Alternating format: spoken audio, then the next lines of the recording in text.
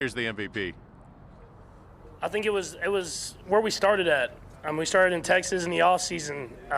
Meeting basically a brand new group of receivers and learning what they did well, learning what we could get better at, and guys leading from there. Man, I thought the guys accepted the challenge.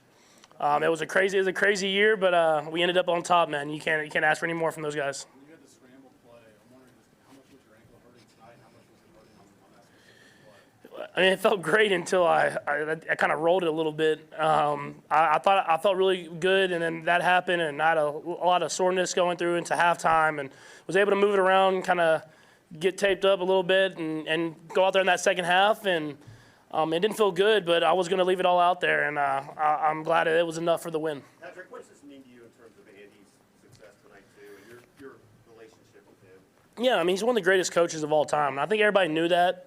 But these last two Super Bowls kind of cemented that. And to have someone that is such a great person who gets the best out of the players and to become men and players, you wanted to do that. You wanted to win those Super Bowls for them, and it was it's great that we did that. And like you said, man, we're not done. I'm gonna have them around here for a little bit longer at least. You mentioned the extended halftime helped you guys kind of rally and get your energy up. What do you recollect from the extended halftime? You probably worked for. Yeah, no, I was proud because I talked a little bit, but it was everybody. It wasn't like I was the only person talking in that locker room, and we just challenged each other, man, to leave everything out there. And I don't want to say we played tight in the first half, but you didn't see that same joy that we play with. And I wanted guys to just know that everything we worked for is for this moment. You have to enjoy this moment. You can't let the moment overtake you. I thought the guys did that in the second half, and they fought to the very end. And that's all you can ask is guys leave everything they have on the football field. Patrick, 10 years ago, you tweeted, man, how awesome would it be to win a Super Bowl and say, I'm going to Disney World. Here you are going for a second time. How do you put all of this into perspective?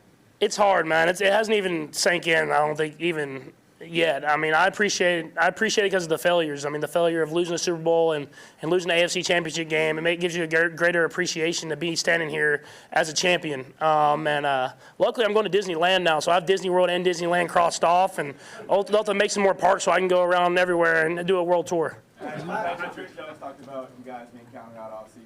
Does that make this win feel more special? Yeah, I think it does. I mean, I wouldn't necessarily say we were counted out, but I mean there was a lot more critics than there was the previous years I had been here. And I told them at the beginning of the year, I said, as long as Andy Reid's coaching, we're going to have success as an offense, and I trust in the leaders that we have on that defense. And so to go from a team that wasn't, I wouldn't even say majority picked to win the AFC West to win the Super Bowl, that speaks to the guys that we have in that locker room. How do you think today you look better than the week? You feel great, right? Yeah, I felt really good until I kind of aggravated it a little bit, but it was. I mean, you're in the Super Bowl. You can worry about getting it healthy in the off season. So I just kind of fought through, and we were able to win the game. How do you think Jalen Hurts' performance? You had an MVP performance, but if they had won, he probably would have been MVP. Yeah, I mean, if there was any doubters left, there shouldn't be now. I mean, the way he stepped up on this stage and ran through the ball, whatever it took for his team to win. I mean, that was a special performance that I don't want it to get lost in the loss that they had. I mean, whenever we got all the momentum in that game and we went up 8 points in the fourth quarter, for him to respond and move his team right down the football field and run it in himself for the 2-point conversion, it was a special performance by him, man. And I mean, you make sure you appreciate that when you look back on this game. How would you describe thanks, man? And how would you compare it to your The first Super Bowl, I thought was, I mean, obviously I didn't win it the first year that I started, but I thought the first Super Bowl was just kind of like, oh, this is amazing. Like, we won the Super Bowl. Like, this is happy. Like, you're just like a little kid winning a prize at the fair. I mean, whereas this one, you've dealt with failure. You understand how hard it is to get back on this stage and to win this game. I mean, I played in a Super Bowl where I got blown out, where it was I got all hyped up, and then you go out there and you don't do anything. And then I lose the AFC Championship game in overtime when I thought we had a chance to win the Super Bowl that year. And have a full brand new team and have to go through the strain of being better and better every single day, it gives you a greater appreciation for winning this game. Patrick, do you feel like this is a greater achievement for the team than the last Super Bowl championship? Yeah, I mean, it's a brand new team. I mean, every Super Bowl is something that you'll have for the rest of your life. I think there's only like 12 guys that were on that team that won that first Super Bowl. It might be a little bit more, but So have a brand new team with a lot of rookies playing that stepped up. I mean, we were down 10 points at halftime to probably the best team in the NFL all year long.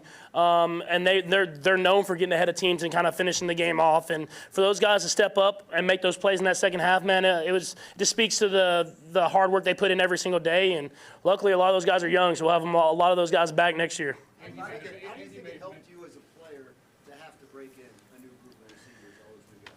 Yeah, I had to become a better leader. And I've always vocally talked, but I had to take a next step in my leadership ability of how I showed guys how we work and how I couldn't let the little stuff slide because we have such great players around me that have done it for so long. And I had to teach the culture that we have here that I learned from Alex Smith and I learned from Derek Johnson. I had to teach those guys the culture of how we work and do things. And luckily for me, I have guys like Travis and Frank and Chris that helped me out with that as well. And man, I was proud of those guys, man, how they responded in this big game. Patrick, the second time you come from behind in a Super Bowl. I know last Monday we were talking that you have ready to have dinner with Elway, with the Manning brothers, with Theismann, Staubach. What are your thoughts about this?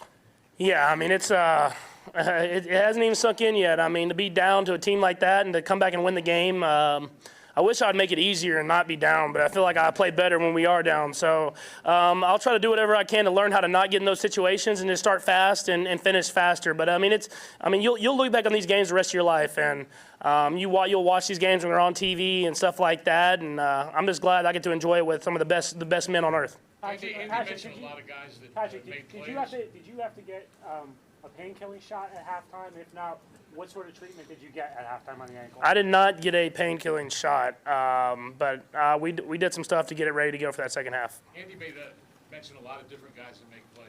How about the one that Jerick McKinnon made in the moment, not getting in the end zone?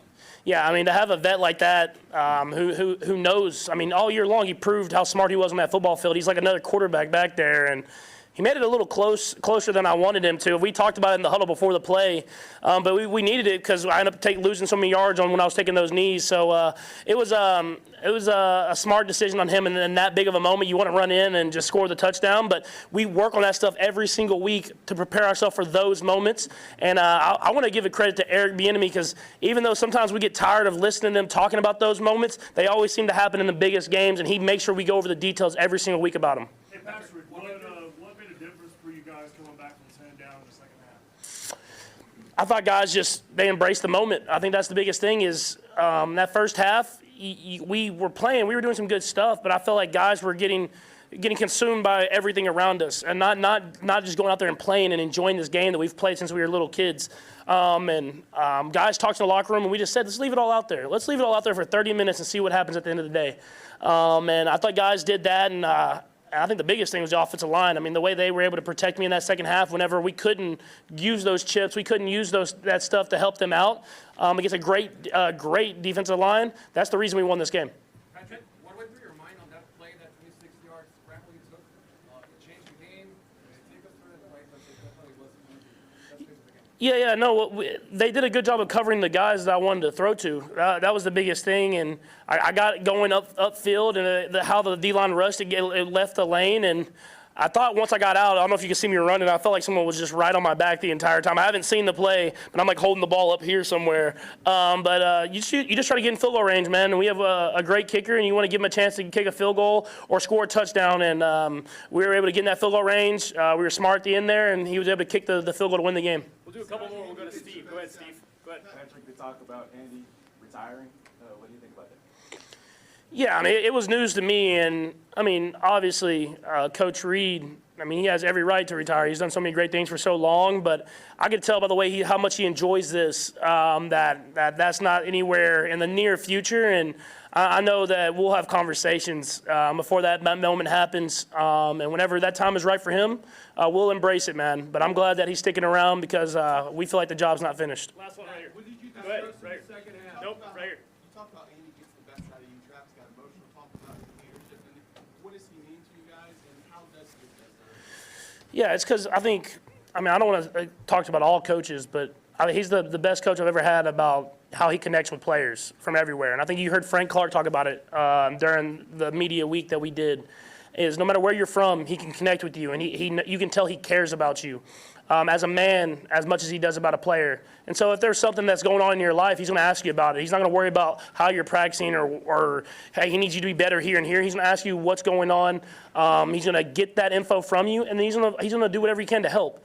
And I think that's been the biggest thing. That's why every player that leaves Coach Reed talks so highly of him, because it's not about, I mean, obviously he wants to win football games and be great, but he cares about the men that step in that locker room and how he make them better whenever they leave it. Okay.